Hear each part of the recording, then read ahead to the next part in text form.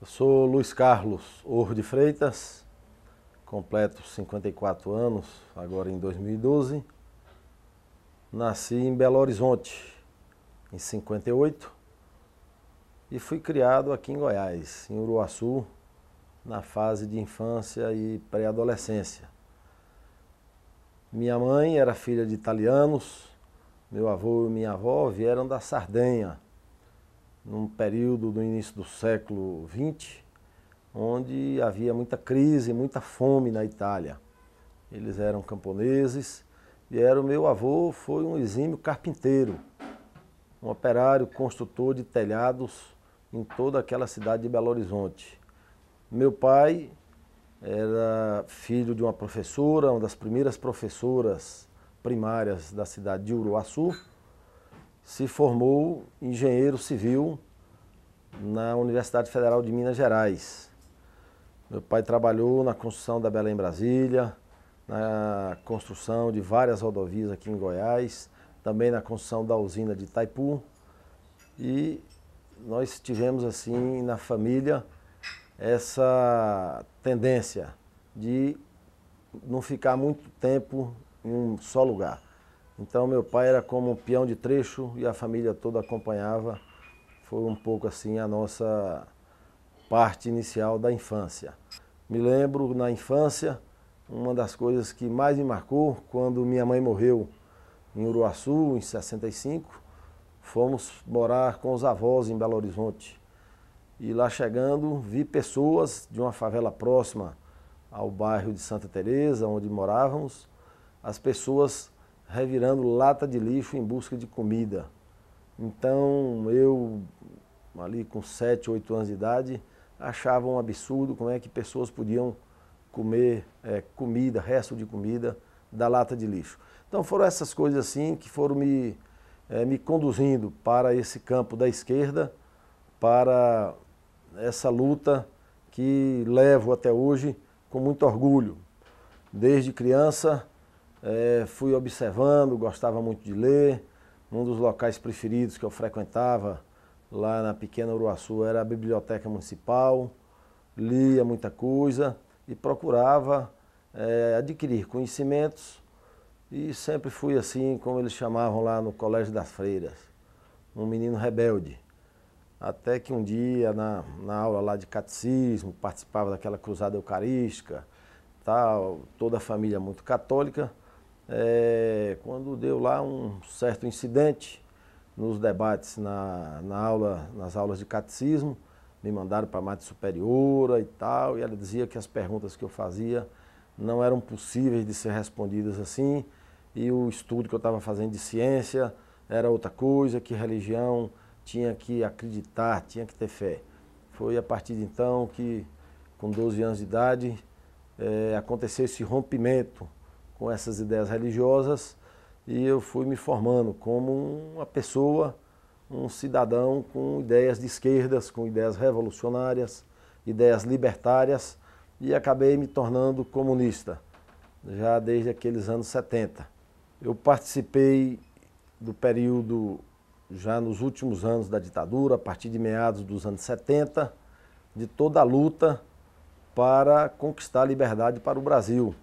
Comecei no movimento estudantil, foi através dessa luta pela reconstrução da UNE, pela reconstrução do DCE, da Universidade Federal, dos centros acadêmicos, foi que eu fui me integrando à luta. Naquela época tinha a campanha pela anistia, eu entrei na Universidade Federal em 1978, na turma de jornalismo, e se levava no Brasil já a campanha da anistia, pela libertação dos presos políticos, a campanha pela Assembleia Nacional Constituinte, a campanha, em verdade, pelo fim da ditadura, pelo fim do estado de arbítrio, do regime militar. Antes, com 15 ou 16 anos, já havia sofrido uma prisão nos tempos do ginásio, por conta de arbítrio de um delegado de polícia. Fui defender um grupo de jovens, fui espancado por esse delegado e me enfiou lá na casa de detenção, onde estavam presos na mesma cela assassinos, homicidas, assaltantes e etc. com uma prisão completamente arbitrária. De tão arbitrária, nem registro disso ficou. Fui tirar de lá ao raiar do dia, por um advogado que minha madrasta conseguiu. Mas nós participávamos naquela época, eu tinha já uma paixão pela música, das atividades culturais. Então, os festivais de música, nos tempos também do colégio pré-universitário, os festivais que infelizmente inclusive acabaram. É preciso inclusive que se retome essas atividades com a juventude brasileira. E a partir daí também com atividades que aconteciam no DCE da Universidade Federal, me lembro lá do Cineclube Antônio das Mortes, que todo sábado à tarde tinha filmes e debates logo após o filme, e aquilo era ali um momento de reunião e de debate, de troca de ideias, era onde nós íamos adquirindo ali consciência política. Tivemos grupos de estudo, inclusive com participação de professores na universidade, e procurávamos estudar sobre economia política, sobre o marxismo, e assim nós fomos nos formando. Foi por essa época que entrei no PCdoB. O PCdoB era um partido ainda perseguido, partido clandestino, e completo agora, nesse ano, já 33 anos de militância ininterrupta no Partido Comunista do Brasil. O PCdoB foi para mim uma grande escola e é como dizia o Lênin, o ser comunista é a honra e o orgulho do nosso tempo.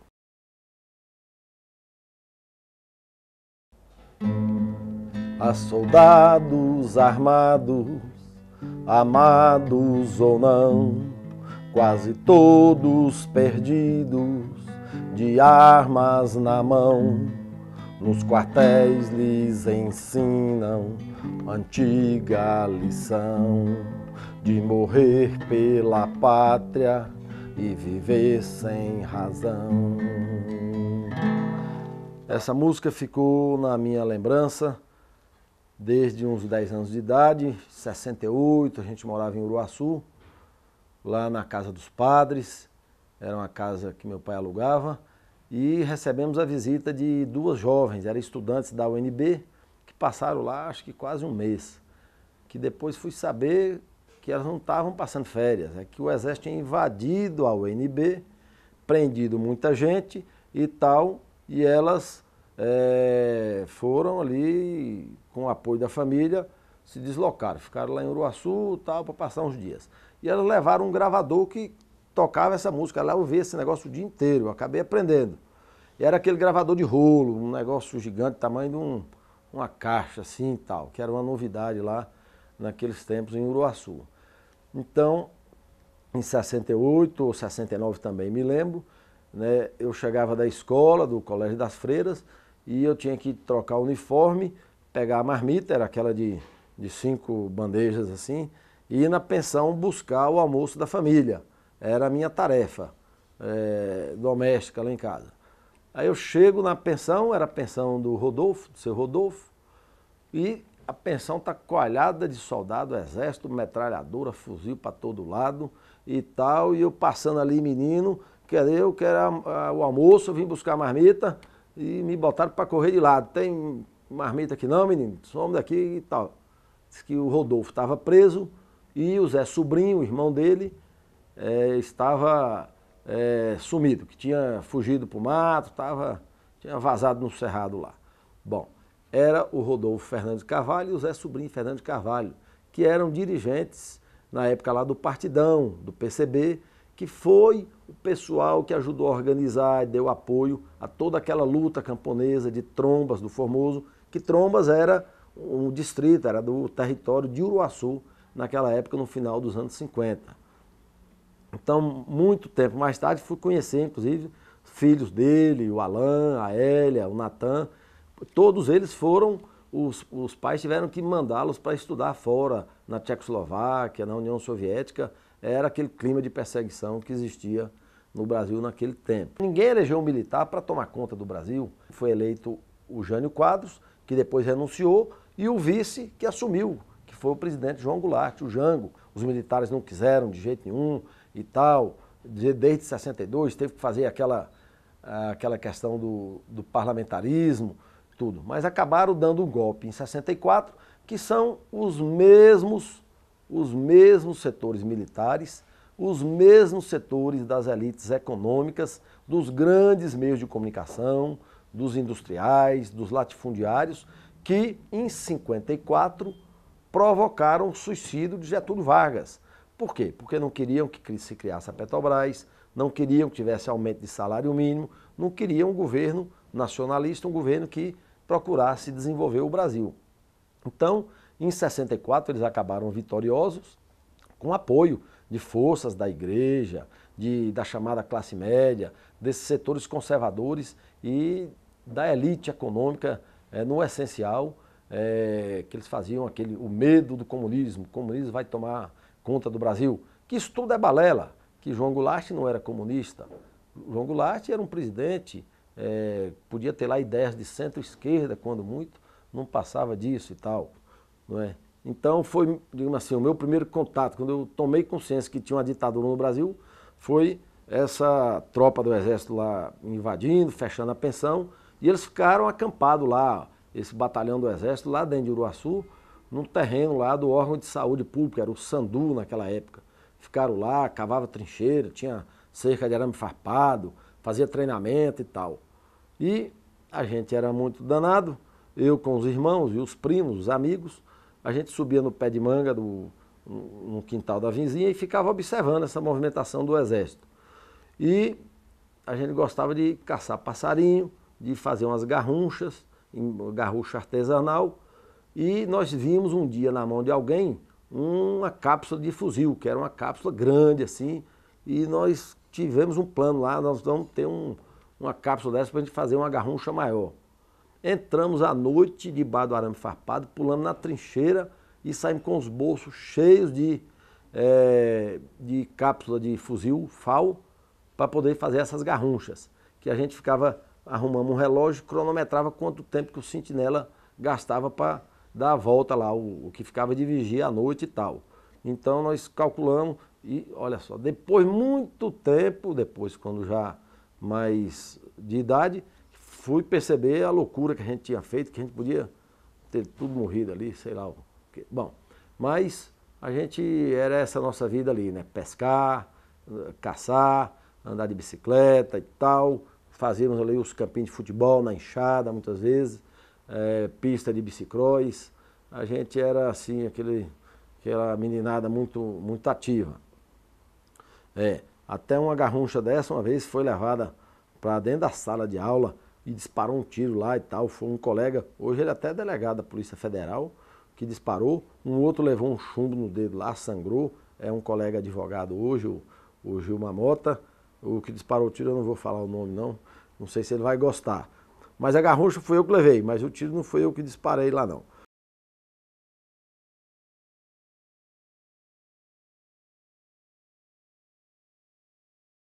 A ditadura militar já vinha dando sinais de fragilidade, de desgaste. Inclusive, eu me lembro em 74, no ginásio, éramos lá do ginásio Rui Brasil Cavalcante, aqui no setor sul, eu e um outro colega, o Ciro Lisita, foi professor da UFG, já é falecido, nós inventamos lá em 74 de sair fazendo pichação, MDB, que era a grande campanha de oposição em 74, que foi uma derrota política para a ditadura. A diretora fez um escarcéu no ginásio, passou de sala em sala, que a Polícia Federal ia lá, que tinha subversivo na escola, e que não sei o quê, que ia fazer exame da caligrafia e tal. E a gente ficava lá com aquela cara de paisagem, como se não fosse com a gente, nós não temos nada a ver com isso e tal. Aí depois lá, um outro dia, nós combinamos de começamos a treinar, a fazer pichação com a mão esquerda, que era para disfarçar a letra, porque se viesse a polícia, né, para a gente ver se não pegava a gente também.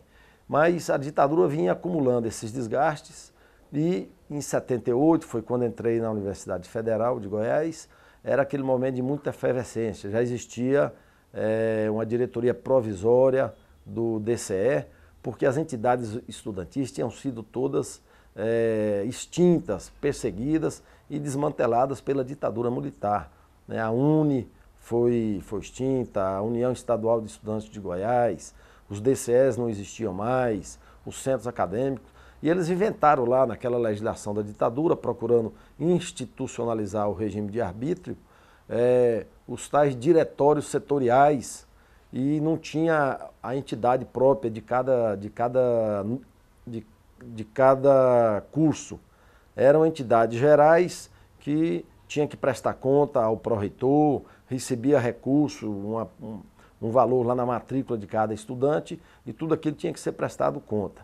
Então, o movimento naquela época era de efervescência, e já existia naquele tempo, inclusive, a comissão ProUni, que eram estudantes do Brasil inteiro procurando reconstruir a UNE. Então, em 78, foi quando eu entrei, era esse o caldo de cultura. E circulavam na universidade documentos, materiais, jornais, e nós começamos a ter acesso àquilo. Era o jornal Movimento, o jornal Pasquim, tinha o Co-Jornal. Então eram essas publicações que traziam informações e tinham uma linha editorial de esquerda. Muitas edições, inclusive, eram apreendidas, não podia circular, era o arbítrio completo, era o tempo da censura. Inclusive, uma das coisas que mais me irritava é que tinha algumas músicas que eram proibidas. Eu não conseguia imaginar um negócio. Como é que era proibido tocar uma música no rádio, como é que era proibido cantar? Então, lá nos tempos do ginásio, nos tempos do segundo grau, eu levava o violão para a escola, cantava no Geraldo Vandré, cantava no Chico Buarque, e o pessoal me chamava, ó, Che Guevara, eles vão te prender aí, não sei o quê. Pá. Então, era esse sentimento de liberdade que nos movia naquele tempo. Do ponto de vista partidário, eu me integrei ao PCdoB, ali a partir de 78, 79, e foi a partir de grupos que nós formávamos dentro da Universidade Federal, de pessoas que iam descobrindo a ideia, que tinham afinidades de ideias. Então, criávamos grupos de estudos e descobrimos depois que, como nós fazíamos isso na Universidade Federal, também tinha um grupo de estudantes secundaristas que também faziam isso, né? O Marcos Araújo, o Vigílio, o Edmundo Galdino, o Jordaci e vários outros eram também participantes de grupos semelhantes. O que nós fazíamos naquele tempo? Nós passamos a ler textos marxistas, livros do marxismo, e procurar conhecer a linha política e ideológica das várias organizações. Então nós lemos material da ALN, da VPR, do MR8, do PCB, do PCdoB, da VAR Palmares, das várias organizações que existiam.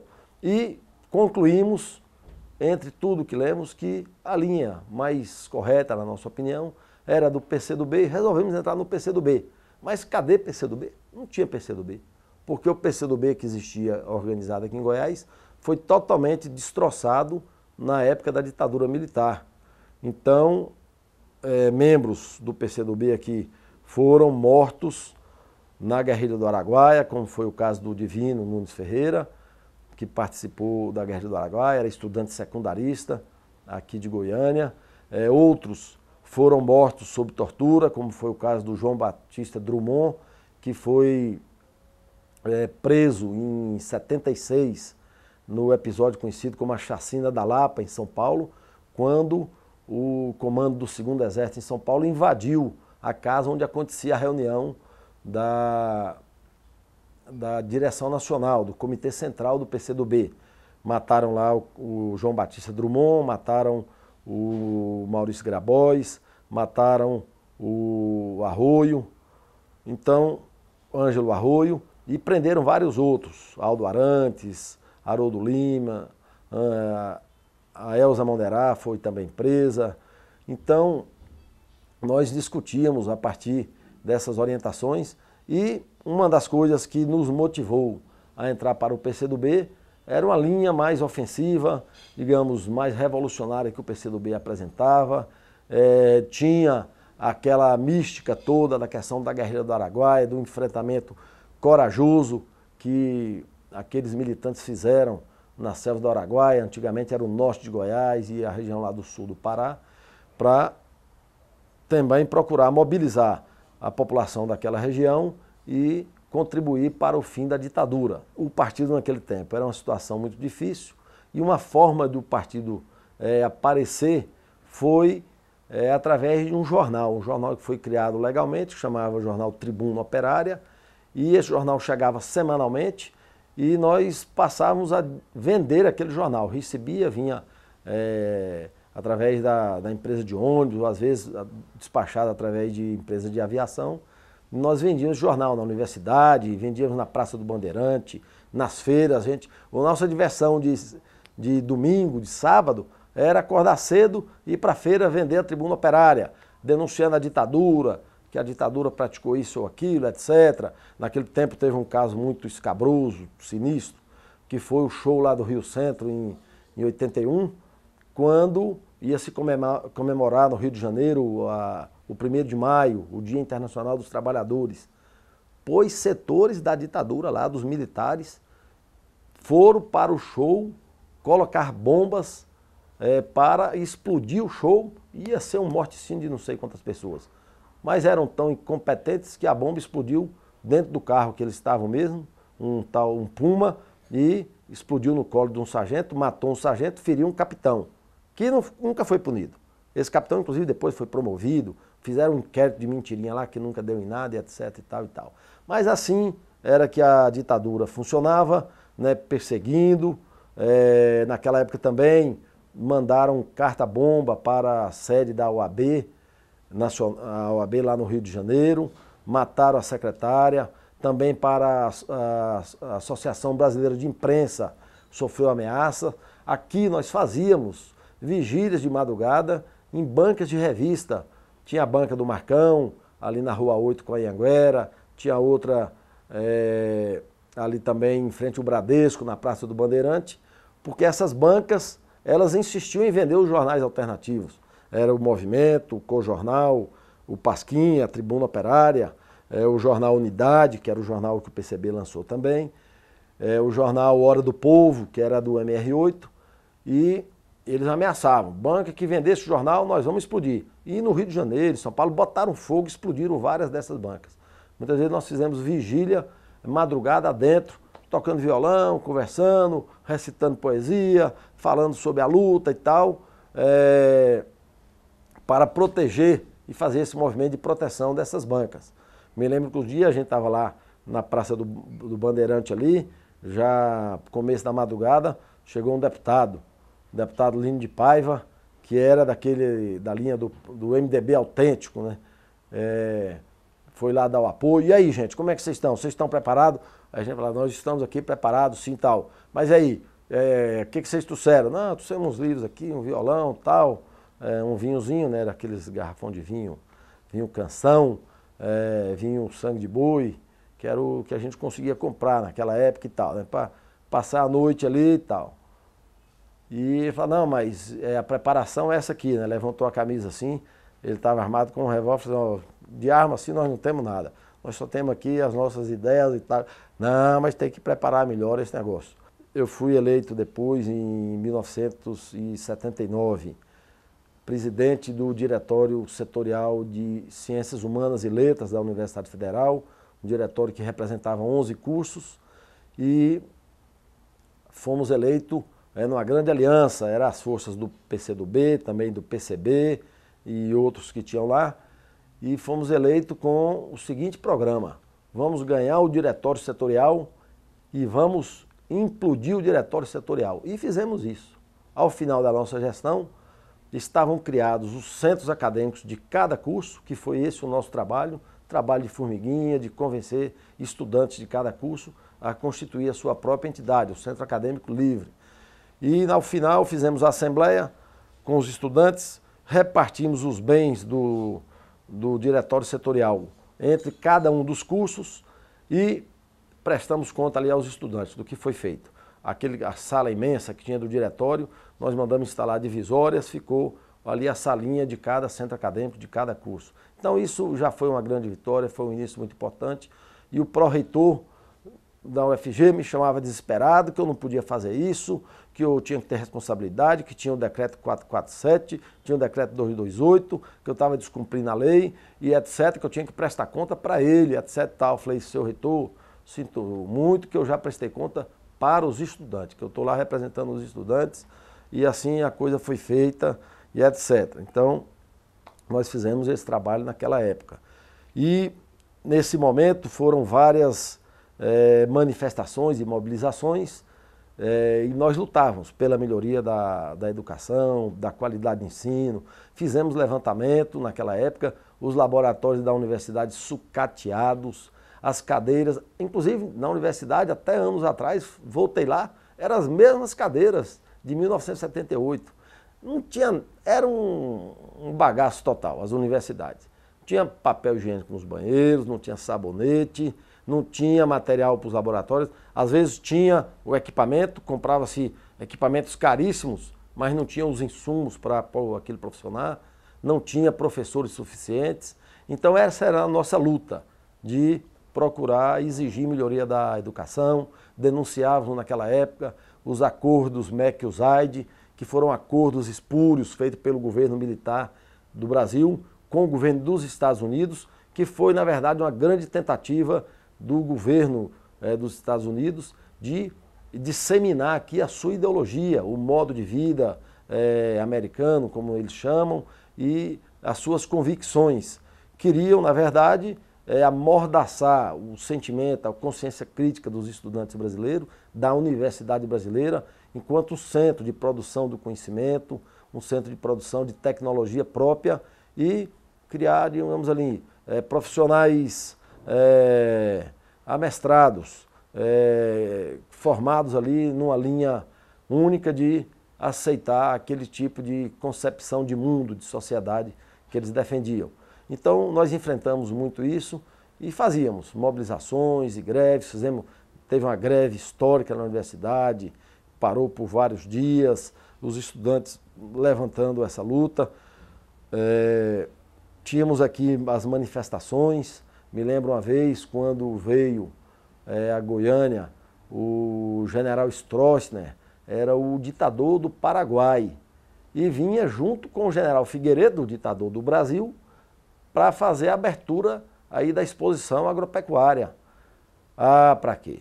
E nós organizamos lá, e eles divulgando que vinham esses dois ditadores, e as reuniões nossas madrugada dentro, etc e tal, e pronto. No dia a gente estava preparado e toda uma logística que a gente preparava, pequenas faixas que eram enroladas nas pernas das pessoas, eram dobradas, colocadas dentro das roupas das meninas e tal, e nós nos preparamos para entrar dentro da pecuária para abrir essas faixas lá, na presença dos ditadores.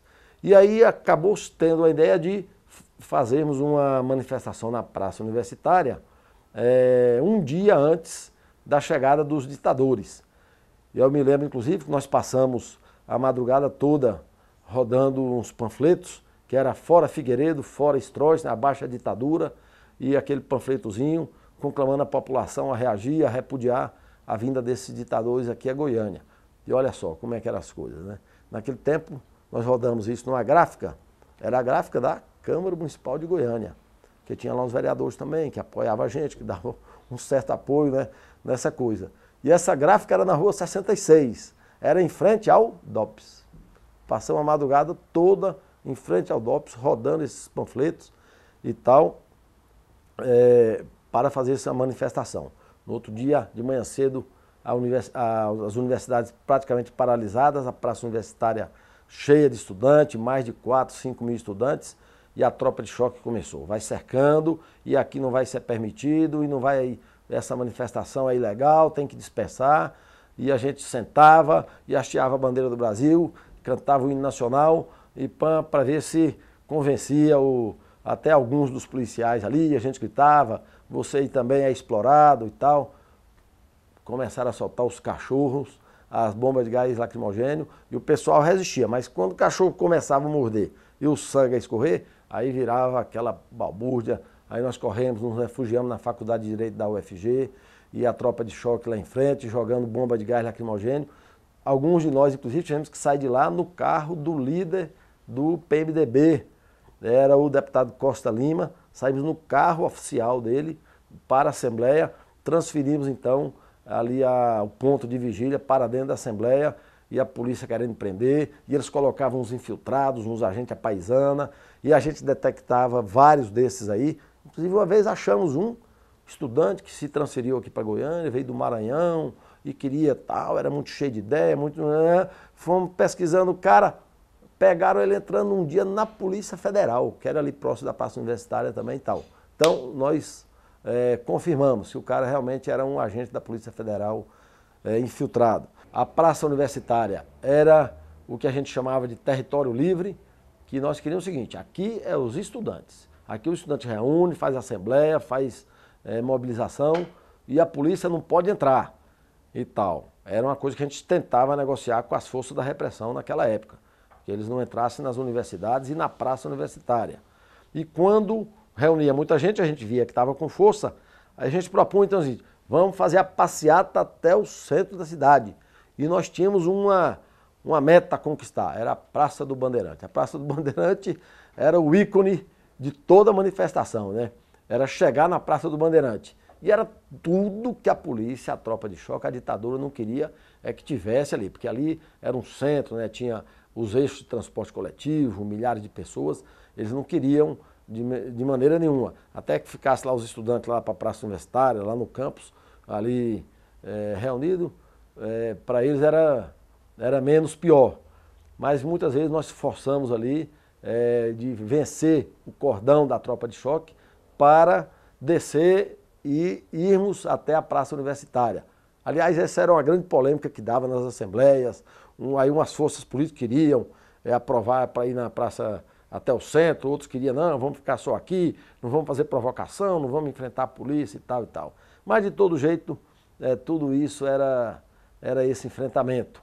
Tudo isso, gente, foi o momento que nós passamos, né? Esse movimento estudantil cresceu muito, depois teve aquele movimento para conquistar a meia entrada nos cinemas, nos espetáculos, que era uma luta antiga, já tinha tido, os estudantes tinham esse direito e a ditadura acabou com isso também. Foi uma luta grande, conquistamos. Depois teve a luta pelo meio passe nos ônibus do transporte coletivo. Foi aquele grande movimento do Pula-Catraca, a época que a Denise Carvalho era presidenta do DCE da Universidade Federal, né, e liderou tudo aquilo. Aí teve muito enfrentamento com a polícia, muita prisão, eram centenas de estudantes levados ao distrito policial todo dia, e teve umas pauleiras lá também que o pessoal acaba reagindo. Teve ônibus quebrado, teve ônibus incendiado e tal. Tem uma repórter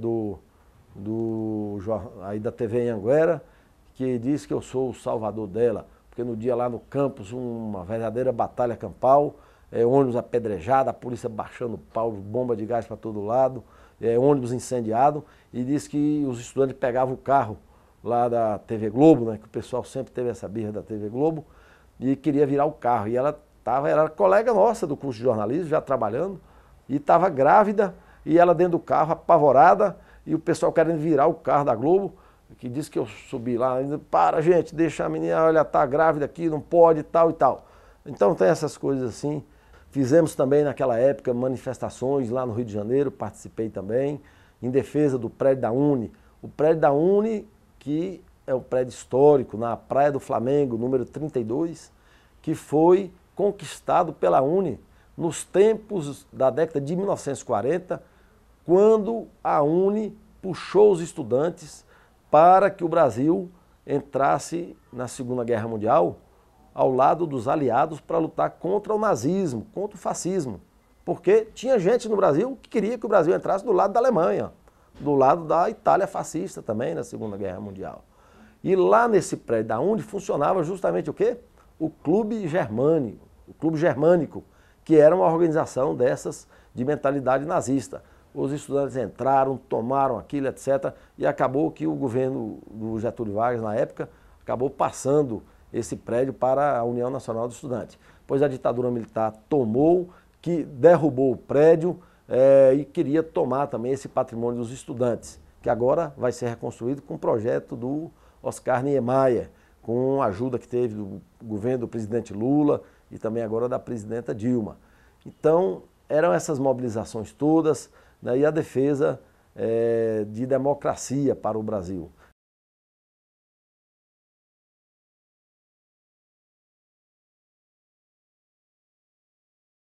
Participamos então desse processo da reconstrução da UNE e fui um dos delegados do curso de jornalismo para o congresso, o histórico Congresso de Reconstrução da UNE, que foi em maio, 29 de maio, em Salvador, na Bahia. Saímos daqui 5 ônibus da Praça Universitária, estudantes da UFG, da Católica, rumo a Salvador, né? Tudo com dinheiro arrecadado em sinaleiro, com pedágio que a gente fazia, vendendo bônus com os professores, muitas vezes com os pais, com a família, com profissionais liberais que ajudavam essa luta. E me lembro, esse dia um colega mesmo falou, que estava também nessa delegação, que daqui para Salvador nós fomos parados 11 vezes. 11 vezes. A viagem mal começou, o primeiro posto da Polícia Rodoviária era aqui perto de Morrinhos, já parou os 5 ônibus, desce todo mundo, faz fila, identidade na mão e saiu fichando todo mundo, anotando quem era o subversivo. Naquele tempo não tinha presidente, era general que fazia o comando do Brasil, era o general Figueiredo, foi em cadeia nacional na televisão, passar medo, né? Fazer aquele terrorismo com os pais, não deixe seus filhos irem para esse congresso da UNE, isso é uma atividade ilegal, essa UNE está proscrita e tal e tal. Mas não adiantou nada. Foram milhares de estudantes do Brasil inteiro em Salvador. Chegando em Salvador, também essas forças de direita que estavam incrustadas nas forças policiais e das forças armadas, lançaram aqueles pregos nas entradas de Salvador, que é um equipamento próprio da ação militar, e eram dezenas e dezenas de ônibus de pneu furado na entrada de Salvador, tudo para atrapalhar o Congresso da UNE. Não adiantou, a UNE foi reconstruída em 79, e aqui também, em Goiás, nós fizemos então a reconstrução do DCE.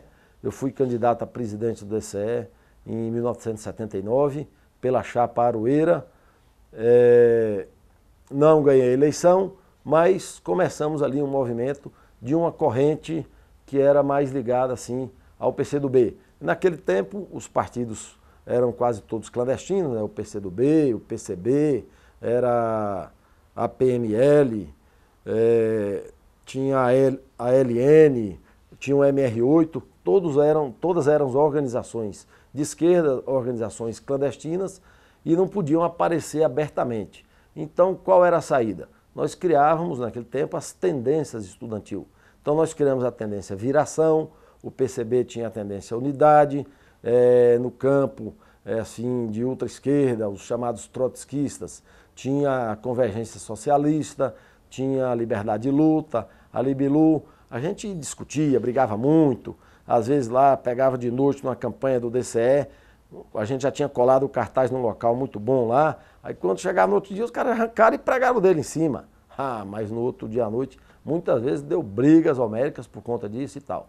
Mas hoje está aí, muita gente formado, já estabelecido na vida, e encontramos aí, somos amigos de muita gente, apesar dessas divergências que aconteciam naquela época e tal. Então foi esse momento assim, muito bonito. Então o movimento todo era daquela forma. Depois, em 1980, o Congresso da UNE em Piracicaba, já foi o segundo congresso na época de reconstrução da UNE, e eu fui eleito na chapa Viração, onde o presidente era Aldo Rebelo, que hoje é o ministro dos Esportes do Brasil, já foi presidente da Câmara dos Deputados, já foi ministro de Relações Institucionais, já até ocupou a presidência da República por um dia. Olha só que contradição, né? Naquele tempo era uma pessoa perigosíssima, perseguida e etc. Então, a nossa diretoria da UNE foi de 80 a 81 e nós percorremos o Brasil todo, em manifestações e mobilizações, procurando levantar os estudantes para organizar as suas entidades, lutar pelos seus direitos, e essa era uma luta também para enfraquecer e para pôr fim à ditadura militar, ao regime de arbítrio. Então nós tivemos esse papel naquela época, né, da UNE, que foi de reconstruir, puxar a reconstrução das entidades estudantis no Brasil inteiro. Naquela época, em 81, fizemos uma grande greve da UNE que aconteceu quase todas as universidades, em todos os estados do Brasil, entraram em greve denunciando o descaso da educação com o ensino. E a gente tentava dialogar com as autoridades da educação, mas é como a gente brincava naquele tempo. A nossa patente era baixa, a nossa patente era pouca. Porque naquele tempo era uma desgraça total. O presidente do Brasil era um general 4 estrelas. O ministro da Educação era o general 4 estrelas, general Rubem Ludwig.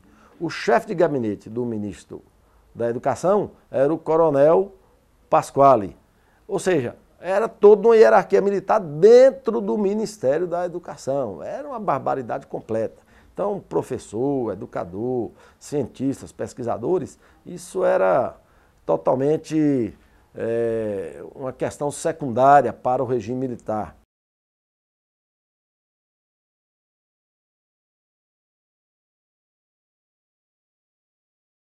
Em 79, eu era presidente do Diretório Setorial dos Estudantes da Universidade Federal.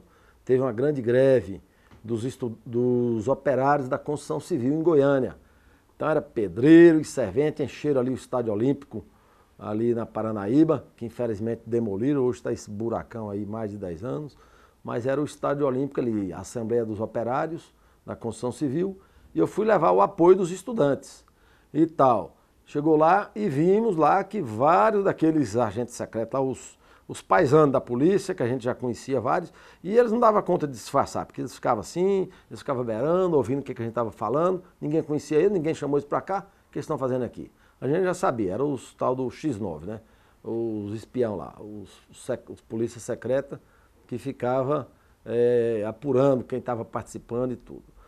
E ali houve lá muito desentendimento e repressão da polícia, e os operários saíram ali revoltados, fazendo um movimento, e reagiram às baionetas, aos cacetetes, bombas, né? Teve um certo quebra-quebra ali na Paranaíba, e eu fui ajudar, inclusive, o hospital que tinha na Paranaíba com a Goiás, o Hospital Santa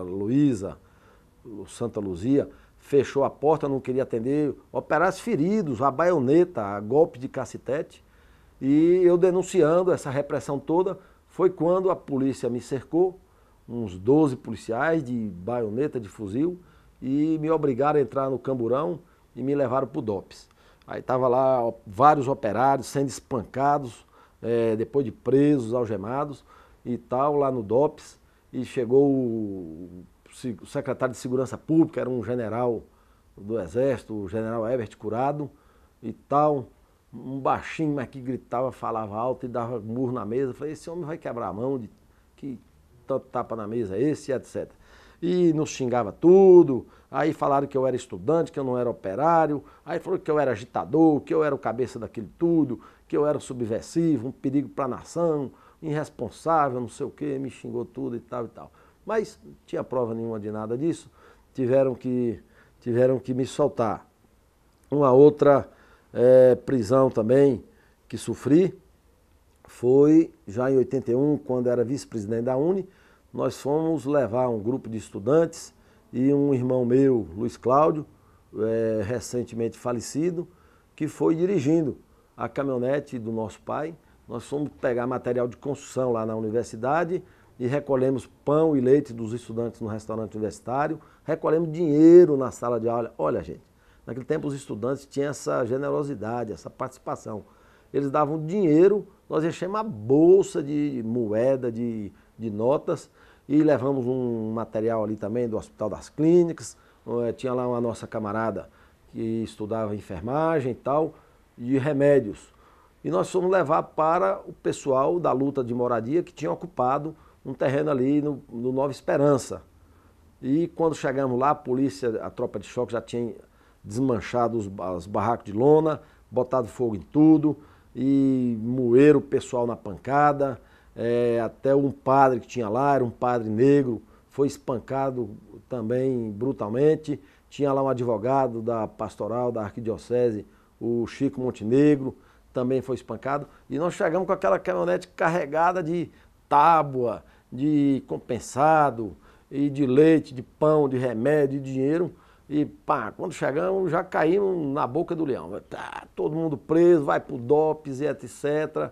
Que é isso? Falei, não, é a ajuda dos estudantes aqui. E a tropa de choque achava aquilo absurdo, o povo lá do DOPS e tal e tal.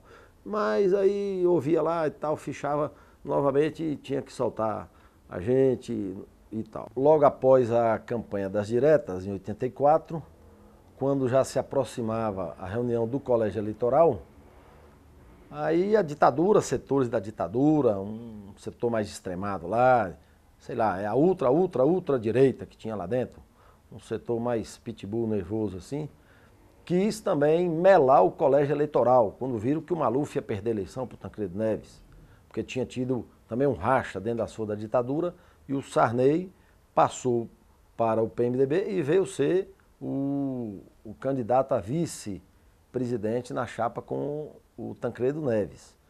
E isso também, os comunistas apoiaram esse movimento e foi o caminho concreto de botar fim à ditadura. Às vezes muito diferente do que a gente imaginava antes, teve até processo de luta armada, mas o resultado é que a ditadura terminou dessa maneira, no colégio eleitoral. Mas ali por outubro de 84, esse setor mais extremado aí queria ainda implodir o colégio eleitoral e lançaram uma operação aí no Brasil inteiro, dizendo que os comunistas estavam se organizando, estavam pondo as manguinhas de fora e etc. E naquele tempo eu falava aqui em Goiás como porta-voz da Comissão pela Legalidade do PCdoB. Né? Já tinha dado entrevistas em alguns jornais e fazíamos abaixo-assinado, manifestações dizendo que precisava de legalizar os partidos comunistas. Isso era um requisito democrático mínimo e tal. Então, esses setores da ditadura organizaram essa operação. Então, eu fui preso aqui na manhã de 26 de outubro de 84. Me prenderam aqui, invadiram a sede nossa, que a sede nossa era uma sede, na verdade, do jornal Tribuna Operária, que era um jornal legal e tal, que transmitia as ideias, a luta toda do partido, a luta da moradia, da reforma agrária, a luta dos trabalhadores, dos estudantes, dos intelectuais. Então tinha a sede da Tribuna Operária, que era uma sede legalizada. E nós tínhamos aqui um escritório ali no setor aeroporto, na Rua 3, que esse era assim, como dizia antigamente, era um aparelho, né? Esse era uma sede clandestina, onde a gente usava só de vez em quando para fazer reuniões mais fechadas, reuniões que exigiam uma maior segurança e tal. Eu ia chegando de manhã cedo, né? A gente sempre usava aquelas bolsas penduradas assim, a tiracolo naquele tempo, com os documentos e tal, na bolsa, jornais, e tinha lá um cara na porta. Aí me perguntou pelo nome, estendeu a mão e tal, eu sou fulano, Luiz Carlos Ouro, muito prazer. Aí ele falou assim, Polícia Federal. Eu falei, sim, e aí? Vem comigo, e já foi me arrastando. Falei, cadê o mandado de prisão? Ah, que mandado o quê? Pá, pá, pá. E apareceu o outro por trás, me pegou pelo pescoço, e veio um, veio dois, veio três, e eu abri a boca no mundo, estão prendendo um comunista, estão sequestrando, é a Polícia Federal, avisa a imprensa e etc. Que era uma norma de segurança que nós tínhamos naquele tempo, uma orientação, que ninguém podia ser preso clandestinamente debaixo do quieto, porque quem fosse preso debaixo do quieto, ficava fácil para eles também sumir com as pessoas, como sumiram com Ernestina Guimarães, sumiram com Marco Antônio Dias Batista, sumiram com Paulo Celestino, sumiram com tantos e tantos goianos e centenas de brasileiros que estão hoje até hoje na lista dos desaparecidos políticos.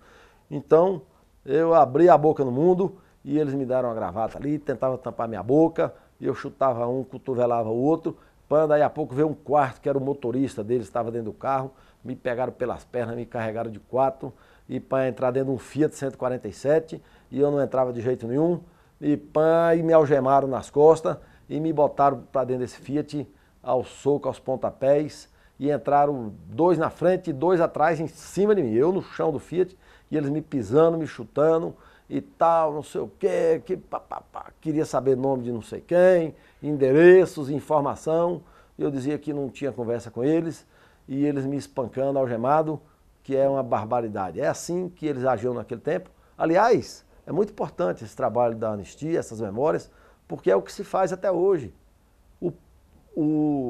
As forças policiais ainda espancam, torturam pessoas. Pessoas que estão algemadas, que não oferecem mais nenhuma resistência, são brutalmente espancadas. Se arranca ainda informação no aparato policial no Brasil, às custas de pancada, às custas de tortura, isso precisa ser também denunciado. Isso tudo é lembranças ainda, é herança maldita desse tempo da ditadura. É preciso, inclusive, avançar nessa questão, desmilitarizar essas polícias militares. Tem que ter uma polícia científica, que haja com inteligência para prevenir o crime no Brasil. Bom, mas então foram ali me espancando e querendo informação e pá, foram me conduzir daquele jeito lá para minha casa e chegaram na minha casa, disse que tinha um delegado lá, disse que tinha, eu falei, cadê o mandado? Vamos fazer uma busca e apreensão aqui. Aí eu fui perguntar pelo mandado, me deu uma porrada, um safanão, me jogou de cara no chão, lá já dentro da minha casa, e disse que não tinha satisfação para dar para comunista, para subversivo, não e tal. Reviraram os guarda-roupa, estante e tudo, saíram de lá com a caminhonete carregada. Levaram meus livros embora, documentos, coleção de jornais, de revistas e tal, e me levaram para a Polícia Federal. Pegaram um vizinho meu, o senhor Anaí, lá na Vila Santa Helena, ali atrás da Fama, onde eu morava, levaram, ele também disse que ele ia ser testemunha. Queria lá depois na Polícia Federal que eu assinasse uma lista de coisas apreendidas na minha casa. Eu falei, não assino nada. Ah, mas isso aqui foi apreendido. Eu falei, sei lá o que vocês colocaram aí para me incriminar e tal, não assino. E pronto. Então, fui levado para a Polícia Federal, fiquei lá o dia inteiro, a madrugada, foram me soltar já na madrugada, no raiar do dia seguinte e tal, e dizendo que eu ia ser enquadrado na Lei de Segurança Nacional, acusado de participar de organização de partido proscrito e etc e tal. Quando eu fui preso aqui, invadiram lá a nossa sede da Tribuna Operária, ali no centro, na rua 27, perto ali onde era o grupo Gracinda de Lourdes, perto da Igreja Coração de Maria. E no Pará prenderam também uns 2 ou 3, lá na Bahia prenderam uns 8 ou 10, em São Paulo prenderam uns 40, e prenderam outros também do PCB, tudo isso para dizer que os comunistas estavam se reorganizando no Brasil e que não podia e que tinha que ter uma providência com relação a isso. Mas não adiantou nada e houve uma grande manifestação do movimento democrático em repúdio a isso. E nessa prisão toda, quando o pessoal ficou sabendo que eu tinha sido preso, aliás, olha só, quem comunicou ao pessoal do PCdoB que eu tinha sido preso foi uma pessoa que tinha ido visitar uma irmã num apartamento, lá em frente, no setor oeste, onde eu fui preso, viu aquele escarcéu que eu aprontei lá na rua, na hora da prisão, e ligou no gabinete do deputado Aldarantes, em Brasília, falou, ó, foi preso um dos comunistas aqui, um de vocês aqui, e tal, assim, assado, um de bigode e tal, blá, blá, blá. Um de bigode que usava uma bolsa assim e tal, o pessoal logo ficou sabendo que era eu, que eram poucas pessoas que sabiam daquele endereço, daquele escritório clandestino lá nosso do PCdoB no setor oeste, que eu era o secretário de organização do PCdoB naquele tempo. Aí o pessoal foi se mobilizar, os estudantes, o pessoal do partido, a família, ficaram lá sentados na porta, lá uma multidão de gente na Polícia Federal, com cartazes exigindo, e só sai de lá até que eu fosse solto. Estava lá a Regina, minha esposa, que sempre foi companheira esse período todo aí de luta, né? Foi também militante, dirigente distrital do PCdoB aqui, né? Professora, e estava lá a minha filha, a Renata, que era criança de 6 anos de idade, né? O Maurício, esse meu filho que está aqui, esse tinha uns 2 anos de idade. Ainda era muito pequeno para ir participar dessas coisas, né? Mas estava lá, então, o pessoal exigindo lá a minha libertação e tal. Depois foi aquele drama na família e tal, pá, confusão, e o pessoal, a família, ó, melhor você viajar, vai para não sei aonde, vai para o interior, vai para uma fazenda, vai pescar, vai para uma beira de rio, que esse negócio aqui está muito complicado, eles vão sumir com você e tal. Mas a gente analisava que a ditadura já não estava com aquela força toda e tal, era outro momento, né? Duro depois foi explicar para a Renata, minha filha, uma criança de 6 anos, que chegou em casa, tá a casa toda revirada. É igual aquelas coisas de filme mesmo. Quando a polícia entra, fica tudo revirado, as gavetas jogadas no chão, as coisas esparramadas, o colchão revirado. É um povo sinistro, é medonho. Bom, explicar para essa criança que cadê o livrinho de história que ela tinha acabado de ganhar no aniversário de julho, tinha sido o aniversário dela, ganhou um livrinho de história infantil e tal, e eles levaram também, porque o livro tinha capa vermelha, eles acharam que era um livro subversivo e tal. Explicar para a criança por que o pai foi preso e por que levaram o livro de história dela e etc e tal. Tudo isso, naquela época nós recebemos também um apoio muito grande da OAB de Goiás aqui, era o doutor Olavo Bercó, né, quando fui intimado novamente à Polícia Federal para ser interrogado, ele mandou lá um conselheiro da OAB nos acompanhar, esteve lá também nos dando apoio, à época era deputado estadual, o companheiro Tarzan de Castro, que também tem toda uma história de luta desde os anos 60, foi também preso, perseguido muitas vezes. Então nós passamos por isso aí. E depois, quando pedi a certidão lá na ABIN, hoje essa Agência Brasileira de Inteligência, que é a sucessora do SNI da época, pude comprovar que desde 78, são várias páginas, que eu estive tal dia em tal reunião, tal local, eles monitoravam os passos da gente dia a dia, e até 1989, olha só que a ditadura acabou em 85, até 89 eles continuavam monitorando. Esse aqui é comunista, estava em tal reunião, tal coisa, não sei o quê, que eu fui eleito para o Comitê Central do PCdoB, que eu fui professor da Escola Nacional de Quadros do PCdoB, que era todo um esquema de um mês de estudos teóricos, ideológicos, que eu era professor de História do Movimento Comunista Internacional e etc. Então essa perseguição, ela durou até, vamos dizer assim, até 89, na verdade.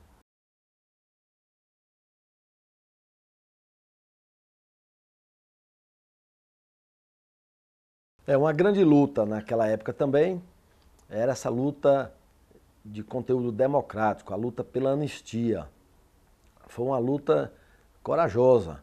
Aqui em Goiás tinha o Comitê da Anistia. O Comitê da Anistia funcionava ali na Avenida Tocantins, esquina da Anhanguera, no edifício Cine Capri. Aliás, quando tinha o bom Cine Capri, né? Tinha o Cine Capri, o Cine Ouro, o Cine Goiânia, o Cine Santa Maria, o Cine Casablanca. Agora acabaram os cinemas ali, quase que todos no centro da cidade. Bom, agora cinema só em shopping, né? Um preço absurdo e tal. É essa coisa aí que nós vamos enfrentando. Mas lá numa daquelas salas, funcionava lá uma salinha, o Comitê da Anistia, né? Era o Pedro Wilson, professor da Universidade Católica, sociólogo, que era o presidente do Comitê da Anistia e procurava congregar forças para lutar pela anistia. A anistia queria o quê? Que as pessoas que tinham sido perseguidas, que estavam sendo processadas com base nas leis da ditadura, que estavam presas, condenadas em auditorias militares, verdadeiros tribunais de exceção, que essas pessoas fossem libertadas, porque elas não cometeram crime nenhum. Elas cometeram, foi um gesto de coragem, de honradez, de lutar para que o Brasil voltasse ao Estado de Direito democrático, para que tivesse fim aquele governo de exceção. Muita gente foi, então, cassada, tiveram os seus mandatos parlamentares cassados, os sindicatos fechados e outros foram presos, barbaramente torturados, trucidados. Né? Esse dia mesmo li sobre a trajetória do Geraldo Vandré, que foi aquele músico, aquele cantor que empolgou as multidões de juventude naqueles tempos da ditadura. Foi barbaramente torturado e pirou, ficou totalmente, tá, hoje um ser alienado, fora do mundo, vive mais ou menos assim como um autista, no mundo próprio, etc e tal, vítima de torturas que sofreu por parte lá das forças da repressão. Então tinha muita gente ainda que estava preso. E os comitês de anistia iam se alastrando pelo Brasil exigindo a libertação desses presos. Me lembro também de uma figura nessa época que conheci, que era a Dona Quita. Dona Quita era professora, dona de um colégio lá em Anápolis e era mãe do Aldo Arantes. Olha, uma mulher de coragem, muito religiosa, daquelas carola mesmo e tal, mas tinha coragem e escrevia carta às autoridades, ao presidente da República e tudo, dizendo que o filho dela, Aldo Arantes, estava preso justamente, estava sendo barbaramente torturado nos quartéis do 2º Exército lá em São Paulo. Então, essa luta envolveu muita gente, tem lá o papel grande do arcebispo de São Paulo, Dom Paulo Evaristo Arnes, e vários outros religiosos, Dom Pedro Casaldáliga, Dom Tomás Balduino, junto com professores, com personalidades do mundo político que levavam essa luta da anistia. Ulisses Guimarães era o presidente do MDB naquela época, e essa luta depois foi crescendo, e pessoas que eram, durante certo tempo, foram do lado da ditadura, passaram a abraçar essa causa. Me lembro aqui que nós fizemos reuniões no DCE, recebemos aqui o Enfio, o grande cartunista Enfio, que veio fazer palestra, lançar o livro aqui no DCE, e tudo isso era mobilização pela anistia. Quando o Aldo Arantes foi solto, fizemos a recepção a ele lá no aeroporto também, que o Aldo Arantes tinha sido presidente da UNE antes ainda do golpe de 64, e era um ícone, e até hoje é uma legenda para a juventude brasileira. Tivemos reunião na Câmara Municipal, a Câmara funcionava ali na Avenida Goiás, quase esquina ali da Rua 3, e teve lá palestras e reuniões sobre a anistia com Magalhães Pinto. Magalhães Pinto, que era também político tradicional de Minas, que teve também o envolvimento dele com apoio à ditadura durante um grande período lá e tal. E me lembro a mais monumental de todas essas foi a vinda aqui de Teotônio Vilela. Teotônio Vilela era senador por Alagoas, senador da Arena durante vários e vários anos, e empalmou, abraçou essa causa da anistia, inclusive fruto desse trabalho todo, das comissões lá do Congresso Nacional, das visitas, das viagens todas que ele fez, pesquisando, saíram publicações, são 2 volumes desse livro, relatando a perseguição e as torturas que as pessoas sofreram. Então, eu penso que todos os que participaram dessa luta, os que enfrentaram a ditadura militar, são pessoas que nós temos que lembrar, inclusive para que a nossa juventude e a população de hoje esteja sempre conhecendo a história, porque nós temos, digamos, as sementes de regimes fascistas, autoritários, eles estão por aí também. Hoje tem aí setores dentro de forças policiais e tal, que se tiver um regime de arbítrio, estão prontos para torturar, para espancar, para estuprar mulheres como fizeram, se viciar e sumir com corpos e botar fogo, jogar no mar, como tudo foi feito. Essas pessoas são sociopatas, psicopatas que estão hoje aí incrustados na própria estrutura governamental, e qual é a garantia de que isso não passe ali de um pequeno raio de atuação localizado? É garantir a democracia, o aprofundamento da democracia.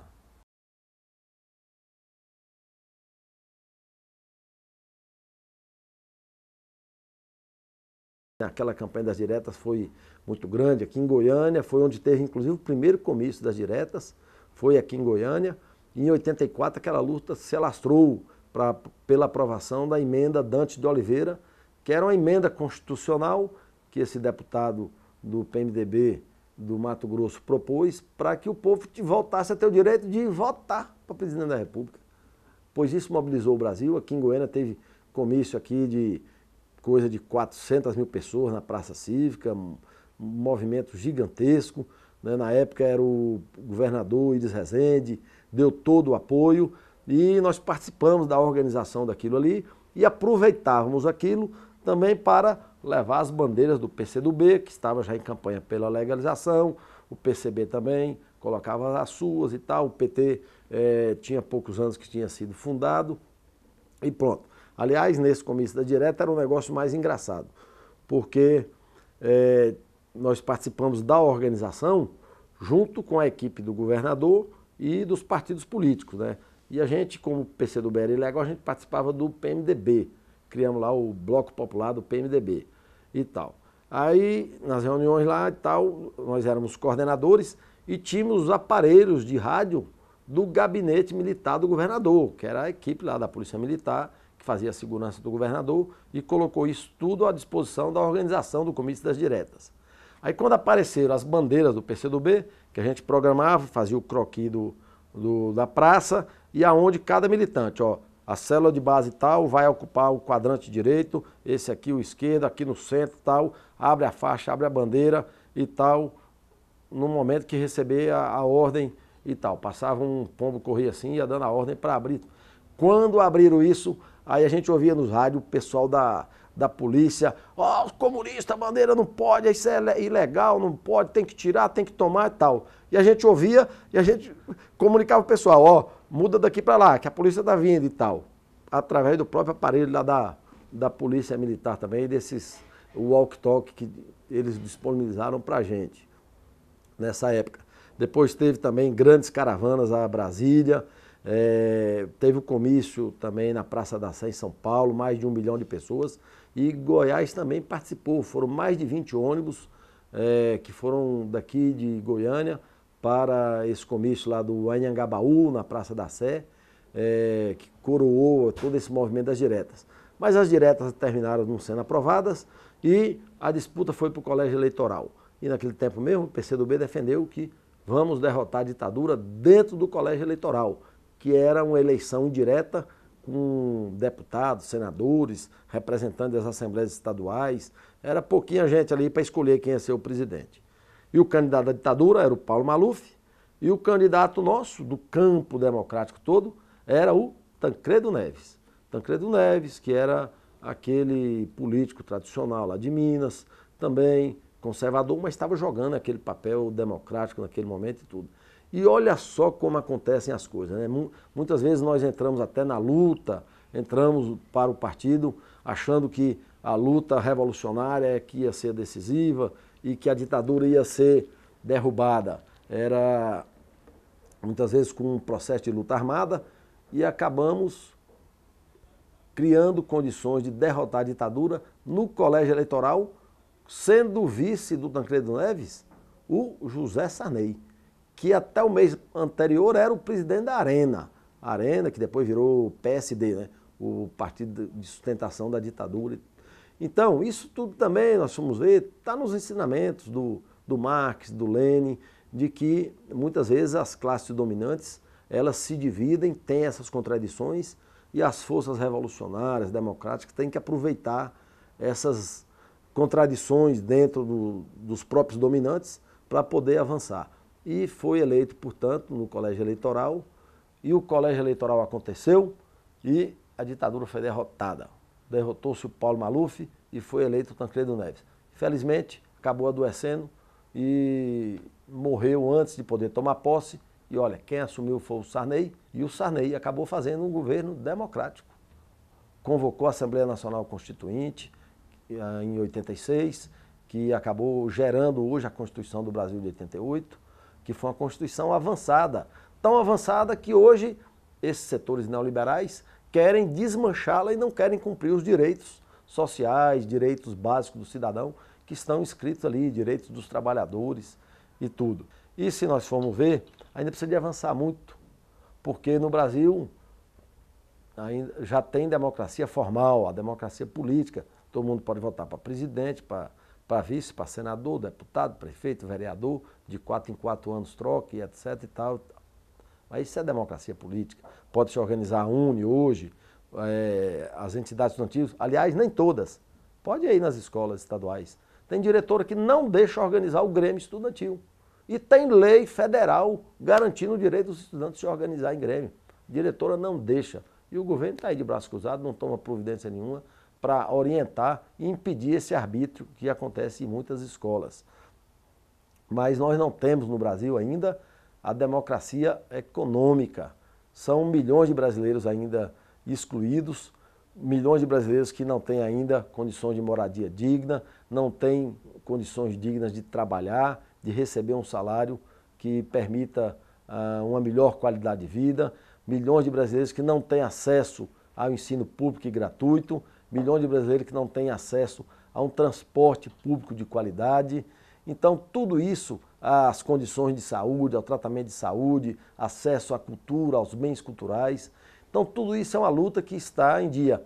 Muitas vezes tem até gente escrevendo aí, trabalhos científicos e tal. Gente que inclusive foi daquela época, hoje está escrevendo livro aí, dizendo que o movimento estudantil, que lá não valeu nada, que o pessoal que participou daquela época está tudo em cargos institucionais, etc e tal, apoiando o governo e tal. E a nossa opinião é que nós temos que apoiar mesmo, governos como o do Lula, como o da presidenta Dilma. Até porque nós lutamos e muitos deram a vida, foram barbaramente torturados, foram assassinados, estão desaparecidos até hoje, para conquistar governos com esse perfil, que procura fazer mais pelos que mais precisam, pela população pobre, pelos trabalhadores, para garantir soberania do Brasil e um Brasil com vida feliz, com mais igualdade, um Brasil mais humano.